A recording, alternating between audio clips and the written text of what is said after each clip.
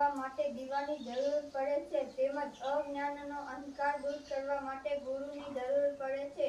ગુરુ આપણને માત્ર પુસ્તકનું જ્ઞાન જ નથી આપતા, પરંતુ સત્ય, શિસ્ત, મહેનત, સંસ્કાર અને સારા ચારિત્ર્યનું પણ શિક્ષણ આપે છે. સંત કબીરદાસજીએ કહ્યું છે કે ગુરુ ગોવિંદ દોનો ખડે કિસકો લાગુ પાય, બલિહારી ગુરુ આપને ગોવિંદ દિયો બતાય.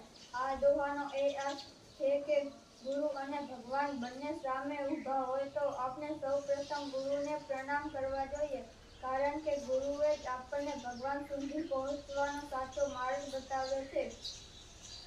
વિદ્યાર્થી તરીકે આપની સાચી ગુરુદક્ષિણા એ છે કે નિયમિત અભ્યાસ કરીએ, માતા પિતાનું સન્માન કરીએ, ગુરુજનોની આજ્ઞાનું પાલન કરીએ અને સારા સંસ્કારો સાથે જીવન જીવીએ.